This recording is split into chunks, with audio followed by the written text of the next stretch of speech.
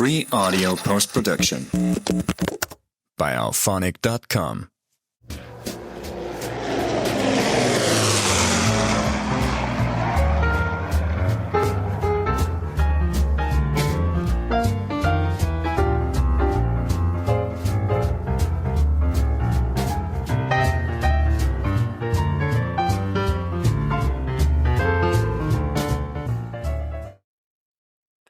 Hello and welcome to another episode of Never Mind the Dambusters, the podcast that swoops and takes a deep dive into the fascinating history of RAF Bomber Command, from Harrows to Halifaxes and Blenheims to bouncing bombs, well maybe not so much of the latter.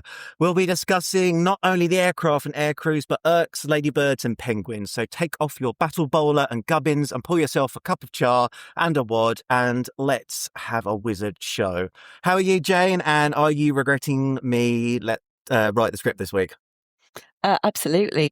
Can we have a translation, please? What all that actually meant? But no, I love loving you writing the script. Actually, I always find writing scripts a bit of an ordeal, to be honest. But yeah, anyway, it all works out all right in the end.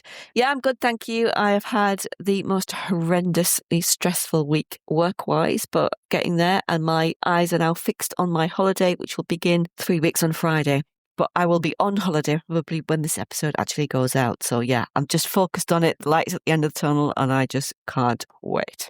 Anyway, so now on to today's show. And today we are looking at the 2025 film A Memory Ode, a story of loss, remembrance and healing across distant generations. Set in 1944 and the present day, it tells the story of a 7-man crew of an Avro Lancaster, seen through the lens of a young wireless operator, whilst in the present, elderly Stan visits a former bomber station in Lincolnshire and memories coming flooding back as memories of loss and coming to terms with the past become prevalent.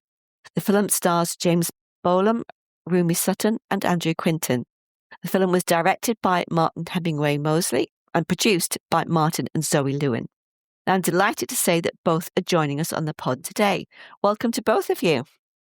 Hello. Hello. Thank you for having us. Absolutely our pleasure, yeah. Yeah, this has been a very long time in the planning. We've meant to have you on, I think, about 2 or 3 series ago, but just you were busy, we were busy, and it's just been absolute chaos. But we are delighted that you are now here and we can get stuck into telling this wonderful story. Absolutely, yeah. It's so wonderful to have you here and thank you so much for joining us.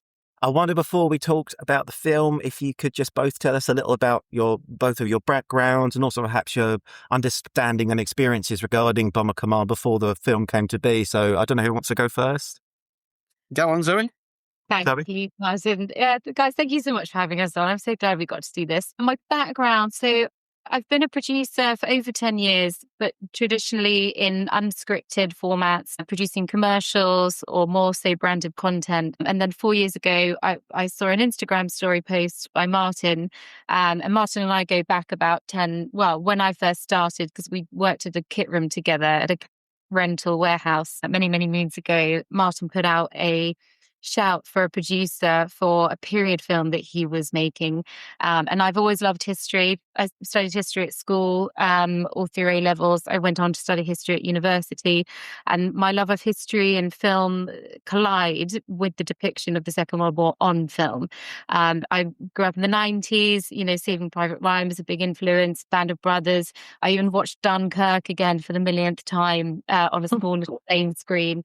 My hands were gripped to the armrest because it was just, to me, I mean, I love anything Christopher Nolan does, but it's just a fantastic portrayal of that piece of history. Downfall, Life is Beautiful. There's so many films in this period that I've been moved by, and I can just rewatch time and time again.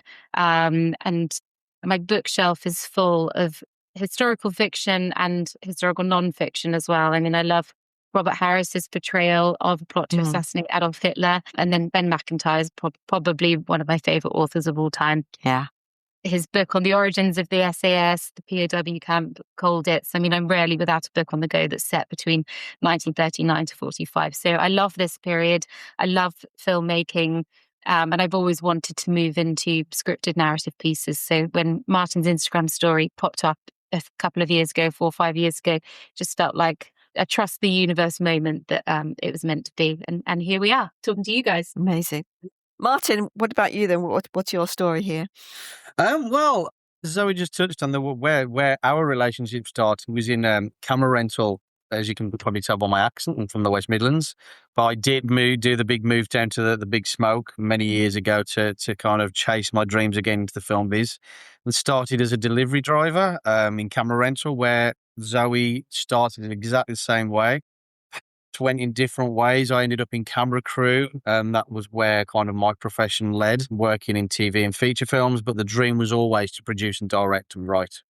And for me, this particular film actually started up probably about a decade ago, where the first inception of the idea, and that was literally the realization that there was a Lancaster that I could go and film with, just Jane. And we'll go on to that probably later on. But the actual, my kind of personal interests, goes as far back as, being a young boy.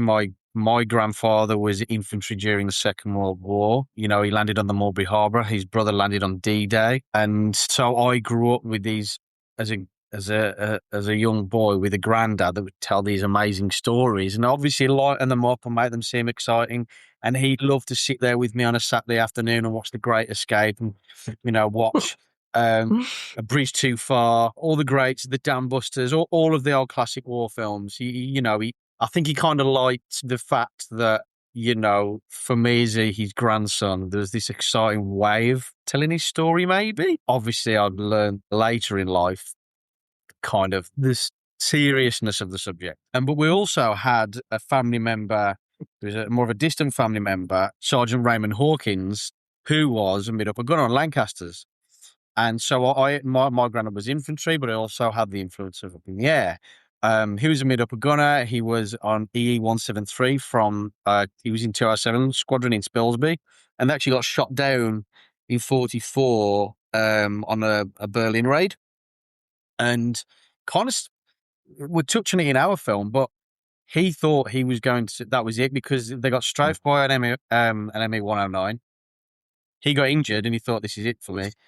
And the Wildershop came back and helped him out. And so there's a little hint of, that kind of history and research in the film. But growing up with these people around me and these stories and watching war films, and just as a young boy, my eyes were drawn to the sky. So anything with aircraft just kind of excited me. So that always stayed with me. So there was always this kind of love for the subject through family members, love for film. So when I kind of got into the industry and started becoming a filmmaker myself, and I was in camera crew and I started getting access to camera equipment and crew that could actually help me make these things, when there was this spark of an idea to make a film on this subject, it was almost at the right time where I was like, oh wow, I'm around the right people to kind of make this happen. I went a fair few years trying to make it happen on my own before I dragged Zoe in, and Zoe was a big part of helping me actually getting it made in the final years of what was been a very long journey for me. Yeah, that sort of background sounds so familiar to James and myself. Sort of the family members, granddad stories, the sort of the glossed up version, if you like. Absolutely, so very familiar. Martin, could you tell us a little bit more about the inspiration for the particular storyline, and also when writing the script, what sources you used, and a little bit about the process of how this actually developed? I think it was about 2021. Oh, wow. Of drafts of the script, and going back to the very, very first one, it was embarrassing in terms of as much as that it might have had an exciting narrative in terms of films are concerned. Especially you guys would have read it and gone, what on earth is this tripe, in terms of the accuracy and I suppose the respect of the subject. And I think a lot of people grow up like I did with I'd say a casual interest in the subject. We have the respect. We know what a Lancaster is. We know the Halifax is. We know our Spitfires, our Messerschmitts, and some are, more than that. But we don't have that in-depth knowledge that people like yourself have.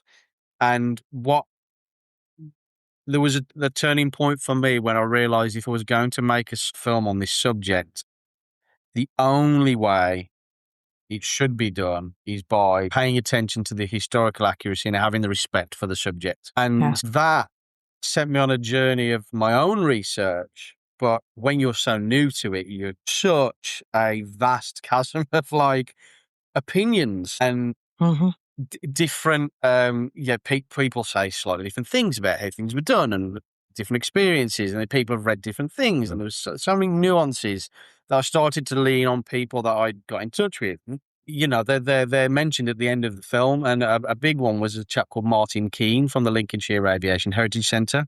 He's one of their volunteers and a photographer. And with him, it started out where I just contacted him and said, could I use some of your photos in my GoFundMe campaign to raise a bit of money to make this film? And then I started going, actually, do you mind having a read of this script I've put together and this? And I'd come back with he'd respond with these swaths of notes, just going, awful. This wouldn't happen. This wouldn't happen. That's not how this would happen.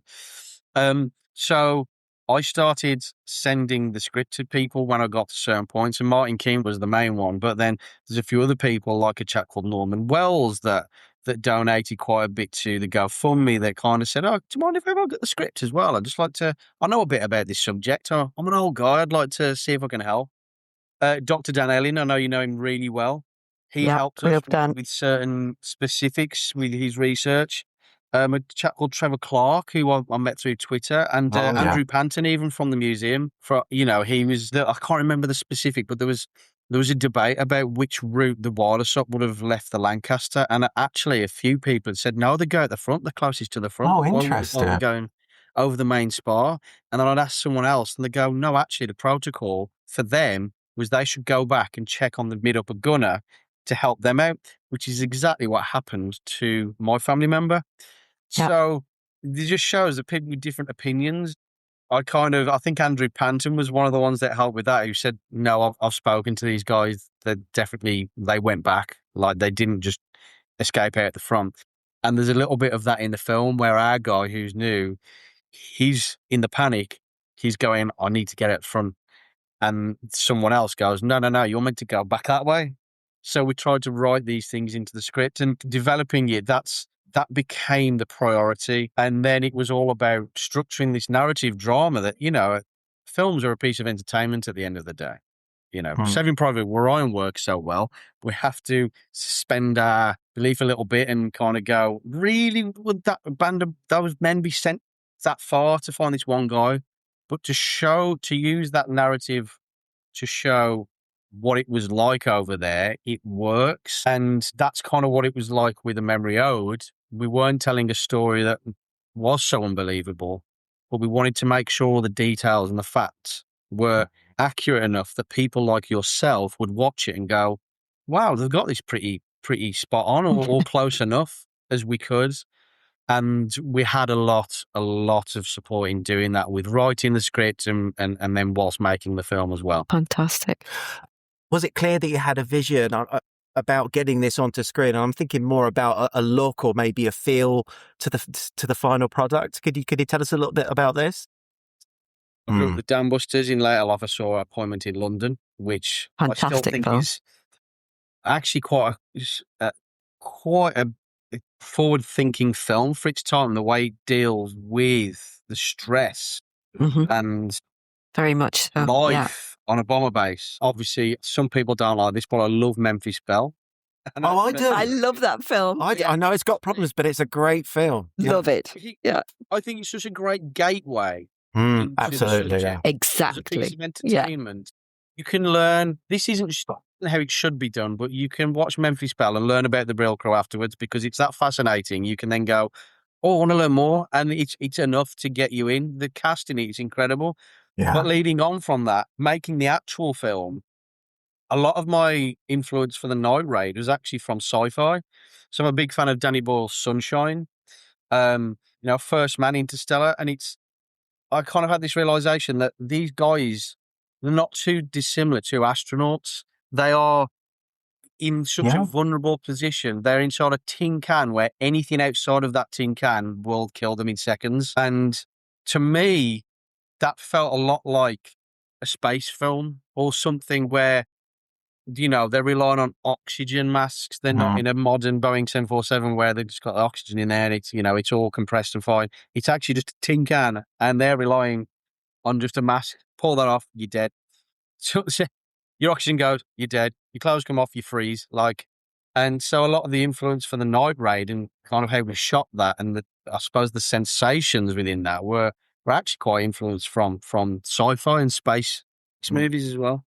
Yeah. That's really interesting. You got the Dambusters with the Death Star, haven't you? The attack. Yeah. George Lucas. It's almost shot for shot. Yeah, it is. Yeah. Even the script's the same. Yeah. Even use the same dialogue, don't they? Yeah.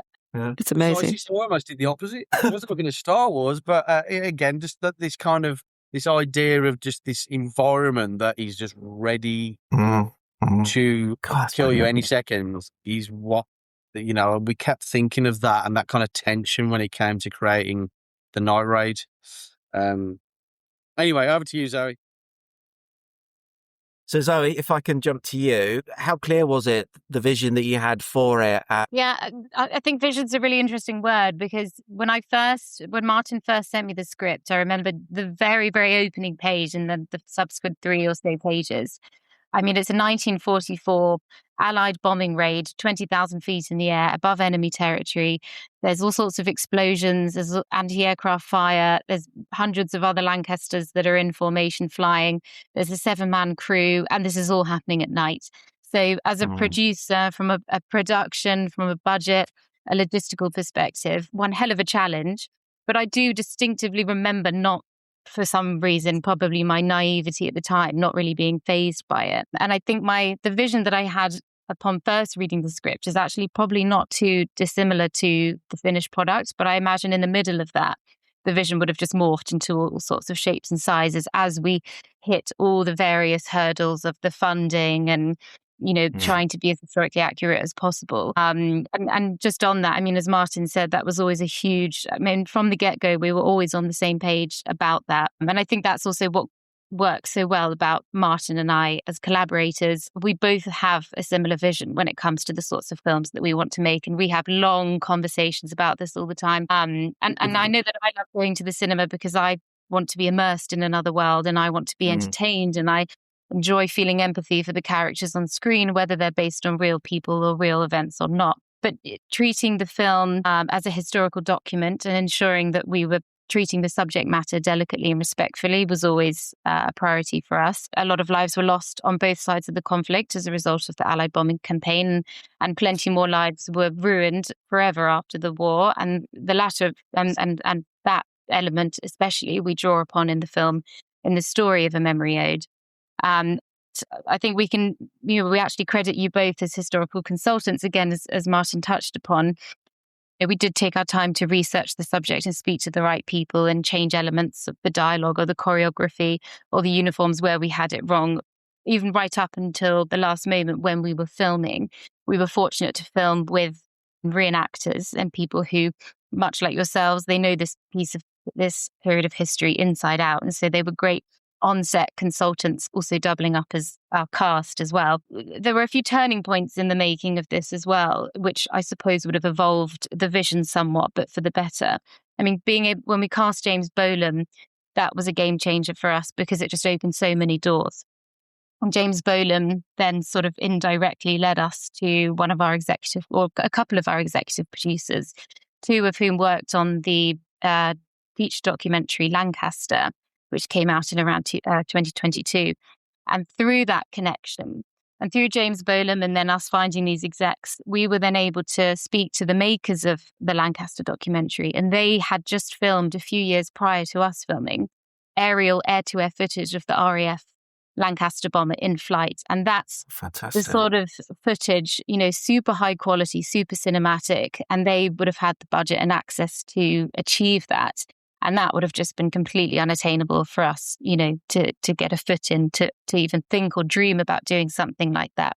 And yet there we were having talks with these film execs about licensing some of their footage, their aerial air-to-air footage, which was then pivotal for us because having that footage, we were able to use it as a reference, a high-quality visual reference as to how the Lancaster flew. And then we were able to hand it over to our visual effects and special effects teams to work with. And in some instances, they turned it day to night. And, the visual effects in the film is just absolutely remarkable and superb.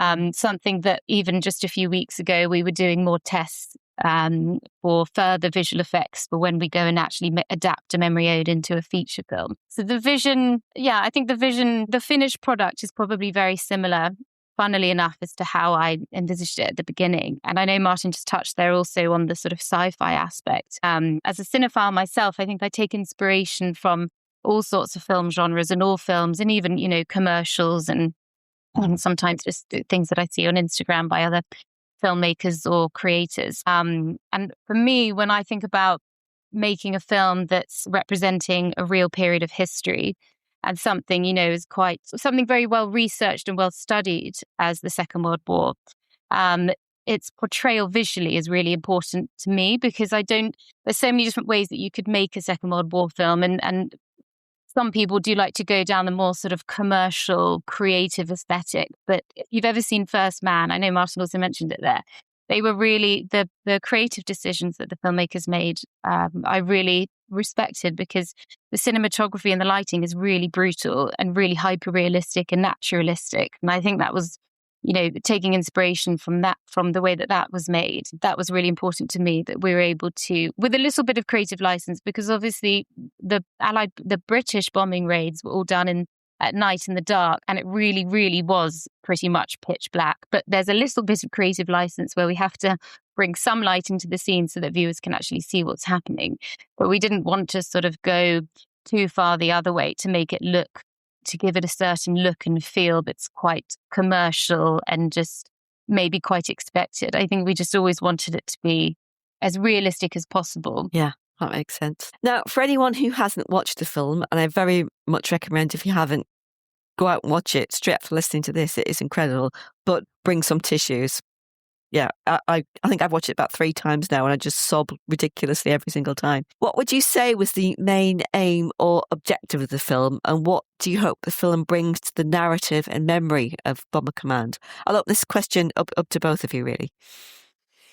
Well, maybe I'll start, Martin. I think unexpectedly, what's been incredible is, unexpectedly and expectedly, but the response from the public. I mean, when we finished the film, we did try to get it on various platforms, BBC, Netflix, Disney, and no one quite jumped at it, because the running time is quite awkward of 30 minutes and whatnot. And so we just thought, well, let's just release it ourselves. So we put it on YouTube in November, and we're now over 500,000 views. And, that in itself is quite remarkable. But the engagement from people, the thousands and thousands and thousands of positive comments and heartfelt comments and personal comments and people engaging with other people. But, if you just go on YouTube, even if you don't watch the film, it's definitely worth scrolling through all of those comments, because there's people from all over the world. Even now, if we just post something on Facebook, there'll be another sort of boom of views and engagement. And we're seeing people from all over the world, because we know that around 1 million people served or supported Bomber Command during the war from around 60 different nations. And so, their families are now spread all over the world. And this is a subject matter that doesn't get talked about very often. And, as we all know, was consciously left out of history at the end of the Second World War by Winston Churchill himself. And, it's come back into memory and come back into conversations in the last sort of 10 or 15 years. But just seeing how many people still today know of a parent or grandparent or great-grandparent or great-uncle or whoever that is, and they're sharing these stories of their family members online and engaging with each other. I mean, that's just been one of the most remarkable parts of making this film. And it's ongoing. It doesn't seem to be slowing down at all. Yeah, and I think, just to add to that, there's, in terms of the subject of Bomber Command and what we hope the film would do, I think there was always an intention to try and make something that's accessible to a newer, younger generation. There's a couple of reasons why we did the past and the present. And when you watch so many war films, and there's lots of great new shorts out there as well, not a lot necessarily on Bomber Command or specifically, but war as a whole, World War II as a whole.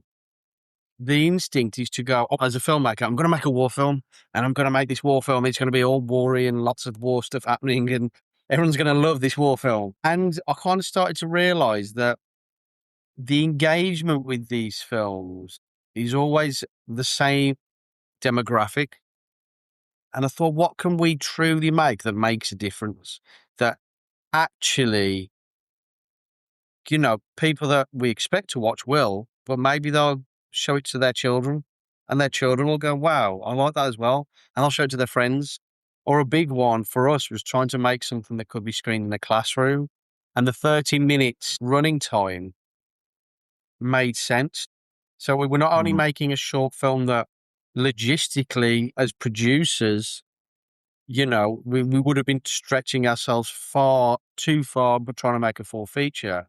So there's a logistical aspect, shooting certain scenes in the present day, also a logistical aspect of like, at the end of the day, it's cheaper. You haven't got to do set dressing of make everything look period all the time. But also it allowed us to do a storyline that maybe we hoped would connect with younger generations today. And that was Abby's character in the film. I know we've spoken a lot about Bolam and Stan, but we intentionally wanted to create a stereotype that we would then break. And we feels like we have done that, and we've had a lot of great comments about that as well. And one of the screenings, actually, our very first screening, we invited a load of the RAF cadets from around near London, and a bunch came, and this one young lad came and shook my hand afterwards, and he went, when I saw that girl on her mobile phone, I rolled my eyes and I thought, here we go. And then what you did with that, and I'm not going to try not to ruin anything here, but what you then did with that, I thought was brilliant. And I want to thank you that you haven't just made another film that is designed to go, this generation were the best. You don't know what, you've got it easy. And that was an intentional thing. We didn't want to be condescending to younger generations. We wanted to make a film that is obviously paying huge respect, and first and foremost respect to the past, but also looks at the present and goes, okay, what's happening with people now? And how can we inspire people that have got these busy lives now to keep that message of remembrance alive? So that was something that was, went hand in hand with the historical accuracy and all of our efforts through writing the script through production. This is fascinating because I do mention the film in my thesis, and you're basically saying a lot of things that I've written about the generational aspect. And how do you tell a Bomber Command story now? And I'm saying this is where it's going. It's not doing it in a lectury way. It's you couldn't make a 50s film now and it would speak to the next generation and etc. So yeah, what you're saying, I mean, I don't know if I'll be able to steal this and use it in my thesis, but feel free. Thank you, I've got it there. But yeah, I mean, as we said, the film has quite rightly got some wonderful praise, including from wonderful words from Stephen Fry. And I just wondered if both of you could tell us just a little bit about the crowdfunding and donation process and how it got developed, as you briefly mentioned earlier, and how the film finally got made through this process. Well, I started off much earlier on with this GoFundMe, and I couldn't really raise much more than like a couple of £1,000, which at the time for me was like, yeah, great. The point, I was just, no matter how much I posted, and this is me just sat at a keyboard thinking, if I post about this film, people will donate, surely. And that's not how it works. So when Zoe got involved, there was, we made a conscious effort to kind of get out there and see people. So we went up to a few events at the Lincolnshire Aviation Heritage Centre and at Woodhull Spa at the 40s weekend up there. We took this model Lancaster that I built that was originally for the visual effects. And as Zoe mentioned, we ended up with all the footage to go and film. We took that up there. We took screens up there to screen what we had of a trailer. So to go back with the first pocket of funding we had, we shot that scene, the scene inside the billet hut and the scene with the bus where he's saying goodbye to his mother. Yeah. That's all we had. So we cut a trailer together of that. And the guys from In Camera in Bristol, they took our model Lancaster and shot one shot of it flying at sunset. And it's remarkable what they've done with a 132 scale model. Andrew Panton was great. He was great in allowing us to go to some of their events at the museum, set up a stall, a few chairs and a screen, and the Woodhull Spa 40s weekend. And we just got out there meeting people. And through doing that, we did pull in lots of donations, not to the point where it was like, wow, we've got tens of thousands of pounds, we can now make the film. But it was enough to do our next steps. And then, but the big change was when James Bolam got involved. And that's a big story of serendipity in itself, of people I knew that just happened to be getting into casting at the time that I reached out to them after not speaking to them for years. So they were able to get us into James Bolam's agent, and quite a very long story short, he said yes. But the moment we announced that, the whole game changed, and people were, people just wanted to be associated with a film that James Bolam was in. All we could offer was say, look, we're going to put all your names in the credits. And that was enough for people to go, Bomber Command film, James Bolam, I'm in. It's worth explaining also that this was across essentially 10 years. And I think, James, you mentioned there's Stephen Fry. We were fortunate to get the film. I think it went from Martin to his agent, and his agent very kindly passed it on. And then, unexpectedly, we heard that Sir Stephen watched it, and he had a wonderful quote for us and wonderful words to say about the film and about Bomber Command specifically. But that was after quite a few attempts over many years of trying to pique his interest. Then when we finally had the film, we thought, let's try again. And lo and behold, then he was ready to watch it and had those wonderful words to say. So we were very lucky, but it wasn't without a lot of perseverance. I wondered if I could ask you about what the main challenges directing the film might have been, aside from the obvious ones of being in the confined space inside a Lancaster bomber. What sort of challenges were you facing? Well, that was the main one. No, I think the biggest challenge overall was authenticity, and I think that's not, and I don't just mean that in, say, like wardrobe and props and using a real Lancaster. They were obviously a big thing that we focused on. It was a huge learning curve for myself, and I've heard plenty of famous directors say this. I mean, it's like, how do you direct? And they often reply going, by casting the right people, because then you don't have to direct. When I was looking for the role of the young Walliser, who Andrew Quinton ended up playing, we had hundreds of applications. And these were people, sending tapes in of themselves. And there was lots of great ones. But Andrew specifically, there was something in his eyes that I just knew that while shooting, he was going to deliver what we wanted. And again, it's that authenticity. And this is, in his role, it's a bit of a trope. It's a little bit of a stereotype in terms of any war film, but he's the new guy joining the experienced guy. Yeah. But, I wanted to see that, yes, fear, but that apprehension in his eyes without being able to say a thing. These guys are masked up. Their face is covered. And as much as we might hear some dialogue, and when you're on a bombing raid, they're not all there chatting away. They're very brief communication between using the right kind of dialogue, which again goes into the research and the help of all the great people that advised us. So then it comes down to their behaviour and the look of the in their eyes. And so that was the authenticity that I was after. Similarly, in the present, now you've got this veteran national treasure, James Bolam, that you put the camera on him and that's enough. And it was daunting, but it's going to be something I remember forever.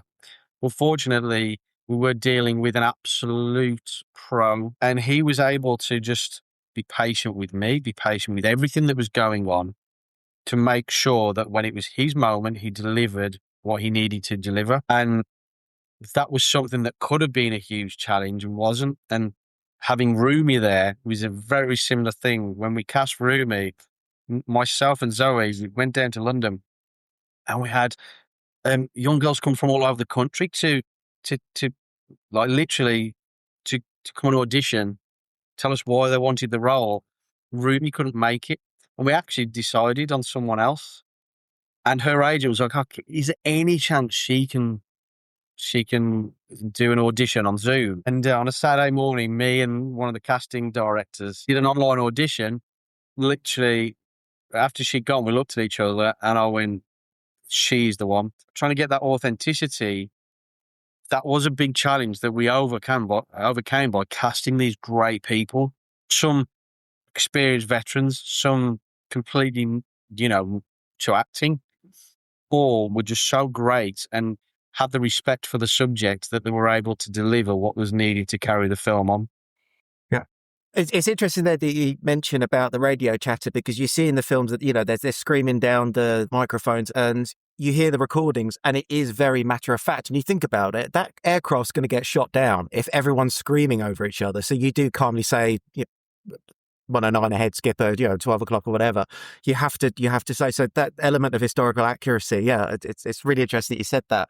And I guess that fits in with the next question I want to ask was, and this is to both of you, so I don't know who wants to go first here really, is were there things that you knew you wanted to avoid? I touched on this a little bit earlier, and that was to not make just a stereotypical war film.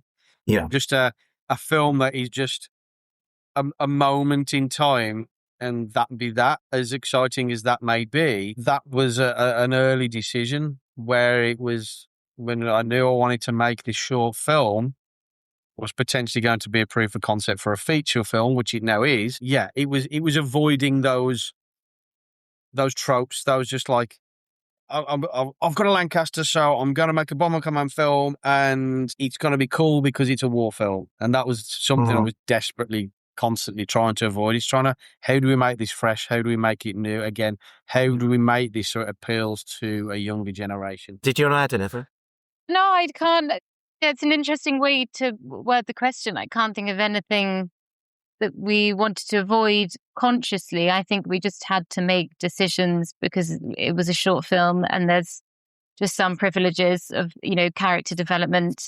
Certainly for the feature film, I'd love to go further into the character development of our bomber crew and see those personalities and see the impact that their jobs and their involvement in the war and what they were doing specifically, that impact that it had on them and their psychology, and then their mental health, and explore that a little bit more. This sort of human impact and the human cost, certainly for the survivors and the people that witnessed. And Martin and I have even spoken about possibly developing further the bomb aimer specifically, the final person to pull the trigger.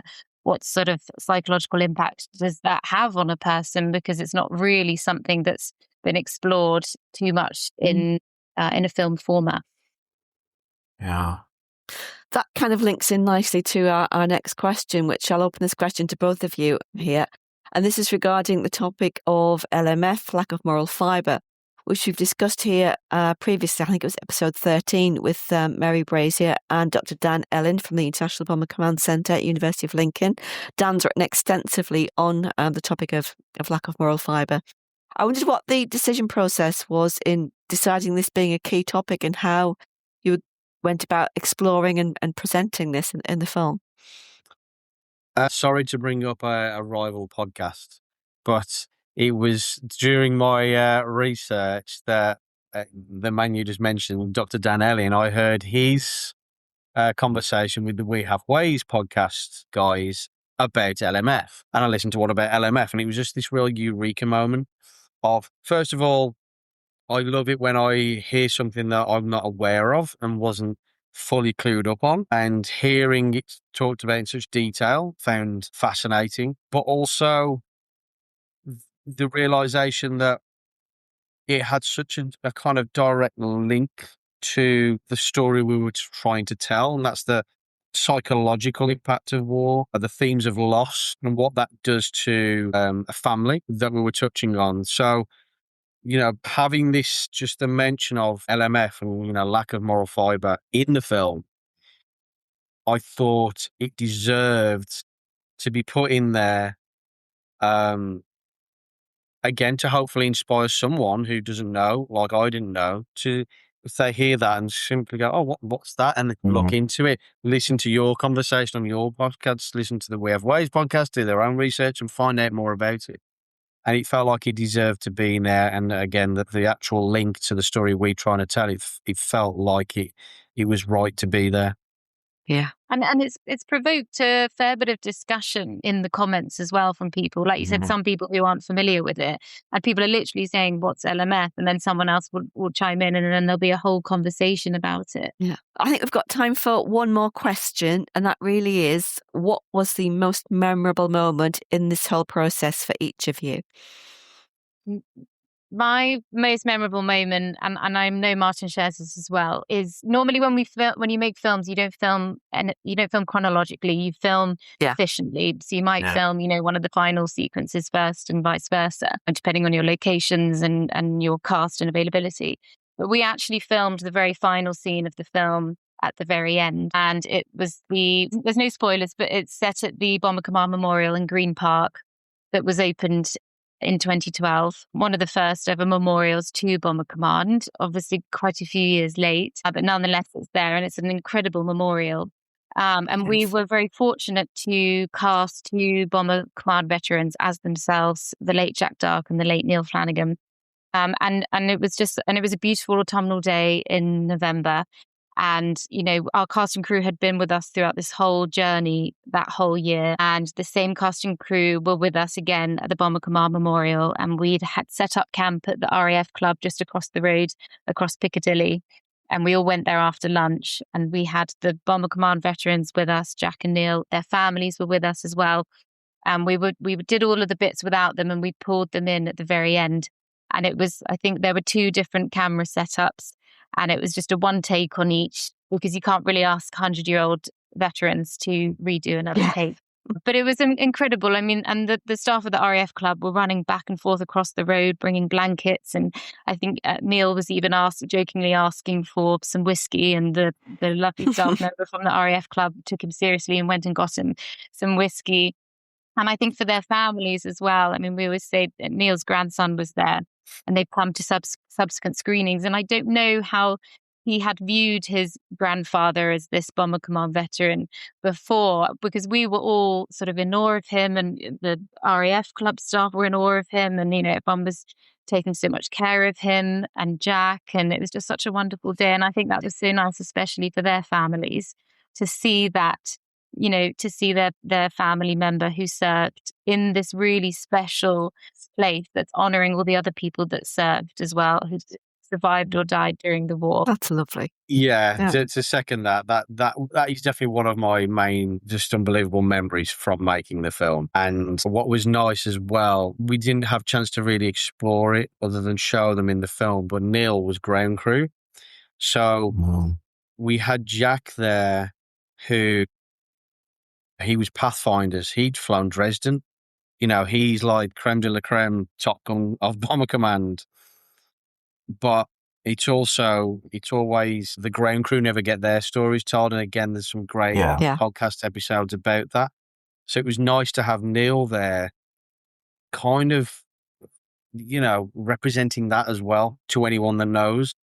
But the other thing, going back to the night raid, for me, I sometimes have to kick myself when I watch that, and you think, wow, we had an actual Lancaster, we had a 7-man crew, all kitted out in authentic Bomber Command uniforms, and sometimes we had a lot of struggles on that night shoot.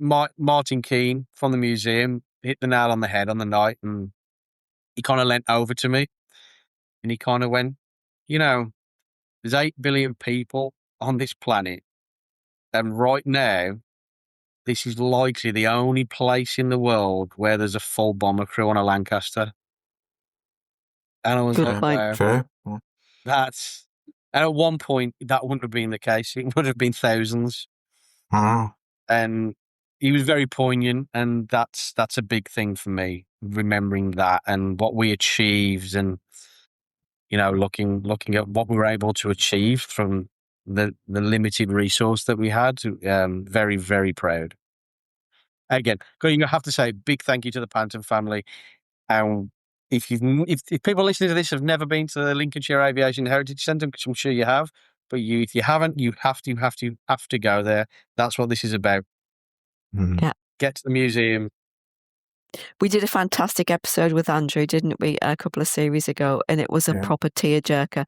It was so much so that we actually had to stop recording at one point because we were all sobbing. Yeah, it was. If you get the chance, listen to it. Have a look through our back catalogue, and it's called Just Jane. I think an X611 Just Jane, and with Andrew Panton.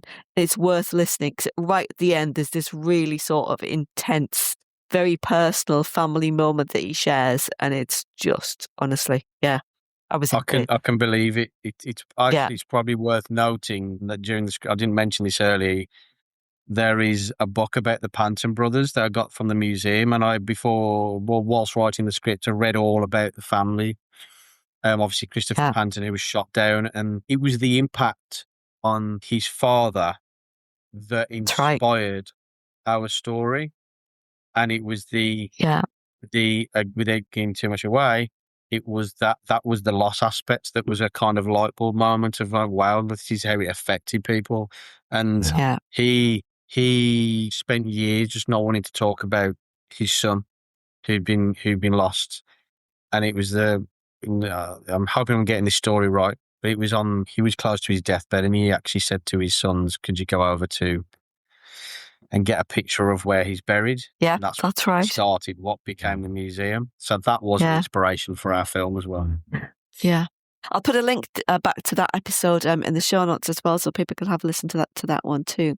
Well, that was absolutely brilliant. Thank you again so much for being on the show. I mean, I've always found films fascinating, and this is adding so much to that catalogue of Bomber Command films for me. And it is that continuation of that memory and such, that as we've discussed, and just, a massive, massive thank you for coming on. But that is sadly all the time we have for this episode.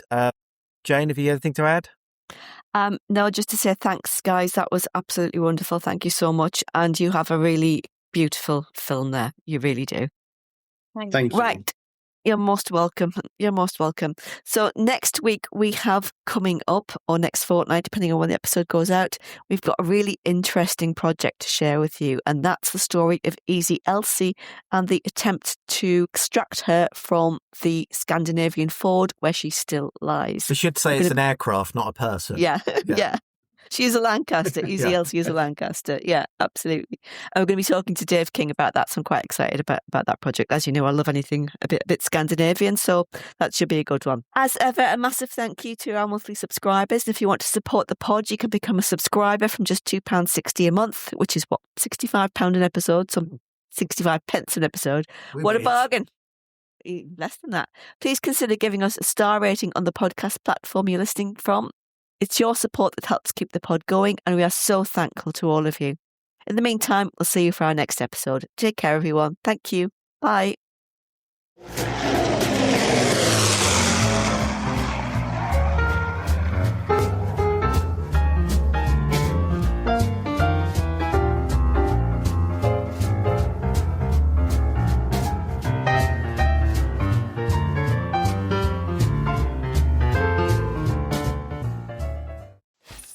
Free audio post-production by alphonic.com.